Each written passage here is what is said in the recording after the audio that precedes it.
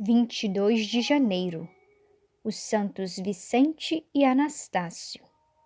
A Igreja comemora no dia de hoje a festa de dois grandes mártires.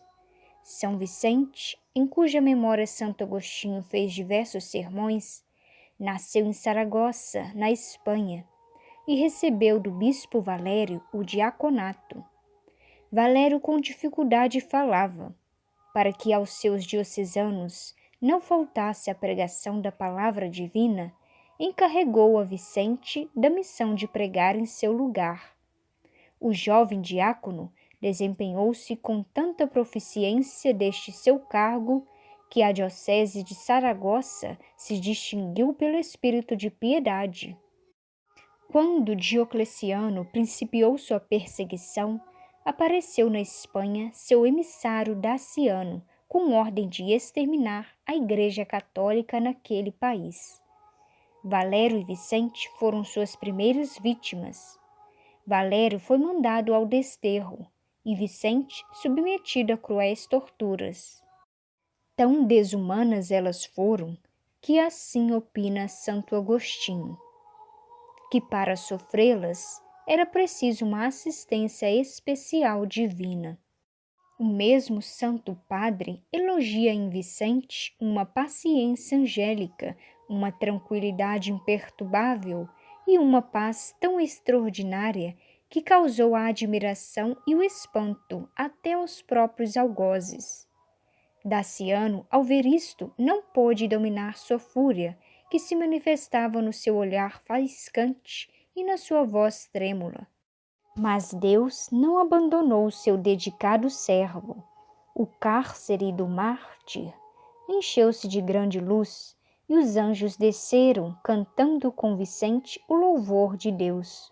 O próprio carcereiro, vendo este espetáculo, converteu-se ao cristianismo e recebeu o batismo.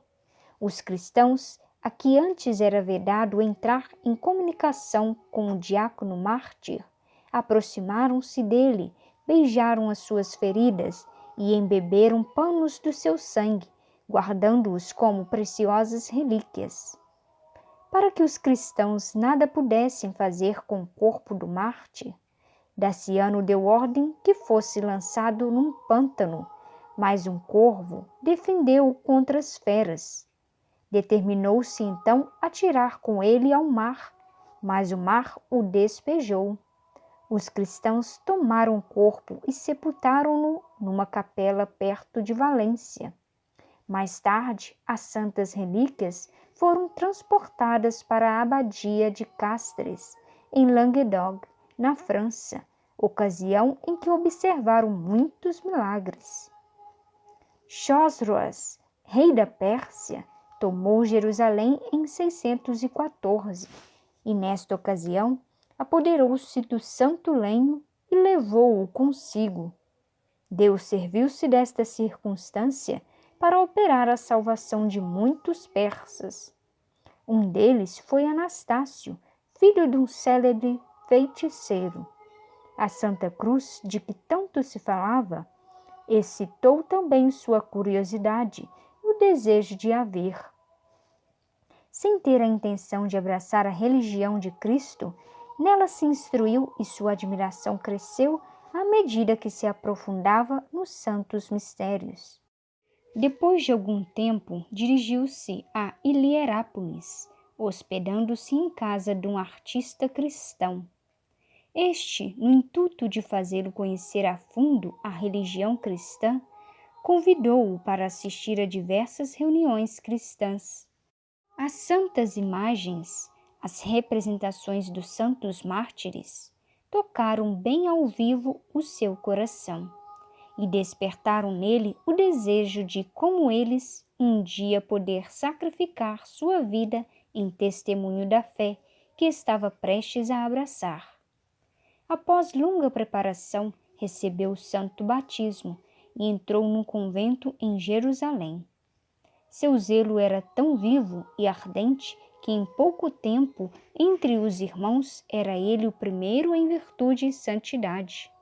Sua leitura predileta era, além da Bíblia, a história dos mártires. Suas lutas e vitórias, seus triunfos o comoviam até as lágrimas, e cada vez mais nele se pronunciou o desejo de morrer pela fé. Este desejo fez com que saísse do convento e se dirigisse a Cesareia, na Palestina. Vendo entre os soldados alguns que cometiam atos vergonhosos, os censurou energicamente. Este seu rigor chamou a atenção do governador, que suspeitava em Anastácio um espião, e mandou-o prender.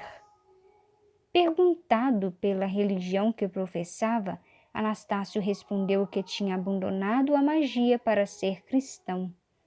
Não faltaram promessas e ameaças que o fizessem renunciar sua fé. Anastácio permaneceu firme. Seguiram-se então os maus tratos e verdadeiras torturas.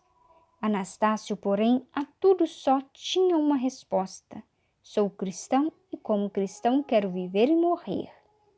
São Justino, seu abade, sabendo dos sofrimentos que seu súdito sofria por amor de Cristo, mandou que a comunidade rezasse pelo pobre perseguido, para que não lhe faltasse a graça divina. Destacou 2 monges que o deviam visitar e consolar. Da Palestina foi Anastácio, por ordem do imperador, transportado para a Pérsia. Lá o esperava o martírio tão almejado. Chosroes envidou primeiro todos os esforços para o afastar da religião cristã. Ofereceu-lhe uma alta patente no exército. Permitiu-lhe viver como simples monge, contanto que só verbalmente negasse a fé cristã, embora de coração continuasse fiel discípulo de Cristo. Que mal poderia causar esta negação? Poderá haver nisto uma ofensa a Cristo, se de coração com ele ficas unido? Anastácio declarou que teria horror até da sombra da hipocrisia. De novo foram-lhe oferecidas colocações honrosas. A resposta de Anastácio foi a mesma. A pobreza do meu hábito, disse ao general, fala-te eloquentemente do desprezo que tenho das vaidades do mundo. Honras e riquezas de um rei, que hoje existe e amanhã será pó, não me tentam. Vendo assim frustradas todas as tentativas, o rei recorreu à tortura. Todo dia trouxe um novo tormento, uma nova provação. Anastácio, porém, preferiu sofrer a negar sua fé. O dia 22 de janeiro de 628, afinal trouxe-lhe a salvação e a glória. Esgotadas a paciência e crueldade do rei, deu mesmo ordem de enforcar e decapitar o santo mártir. Pouco antes da sua morte, Anastácio tinha predito a morte do tirano Chosroes. Esta profecia realizou-se 10 dias depois, quando o imperador Heráclio invadiu e conquistou a Pérsia. O corpo do santo que tinha sido atirado aos cães foi por estes respeitado. Os fiéis o compraram e deram-lhe sepultura no convento vizinho de São Sérgio. Suas relíquias foram mais tarde transportadas para Constantinopla e de lá para Roma. Reflexões. Repara bem a resposta que Santo Anastácio deu ao oficial que procurava fazê-lo apostatar. As honras e riquezas de um rei que é candidato à morte não podem tentar. E a quem devo temer mais, a um homem mortal ou a Deus, por quem foram criadas todas as coisas? Não todos pensam como Santo Anastácio. Muitos dão às coisas do mundo preferência incondicional, podendo eles escolher entre riquezas, honras e prazeres e uma vida só de Deus. Sem a menor dúvida, se decidiram em favor daqueles. Se o demônio prometesse grandes reinos, muitos lhe prestariam homenagens divinas. Muitos cometem grandes pecados por causa de uma peça de dinheiro. Que não fariam eles se pudessem por um pecado ganhar um reino? São Tomás de Vilanova. Quantas vezes não preferiste a Deus e sua causa bens miseráveis deste mundo? Cada transigência que fazes à tentação é um desprezo de Deus nosso Senhor. Que lucro teria agora Santo Anastácio se tivesse aceito as honras que lhe eram oferecidas? Que lucro teve Judas com os 30 dinheiros que lhe pareciam valer mais que o próprio mestre? Que lucro terás tu das transigências que tantas vezes fazes, quando a lei de Deus e tua consciência não te deixam em dúvida sobre o modo com que deves agir? Os santos Vicente e Anastácio morreram pela fé. Dores crudelíssimas foram sua sorte, porque assim os tiranos quiseram. Estes receberam sua paga, e os heróis de Cristo, uma vez livres do sofrimento, gozam no céu a eterna recompensa. A lembrança desta verdade deve sustentar-te em tuas lutas e provações. Tudo passa, também a dor, o sofrimento. A recompensa será eterna. Tudo que o pecado me prodigaliza, prazer, lucro e bem-estar, terá seu fim. O castigo, porém, que é o companheiro do pecado, não faltará e será eterno.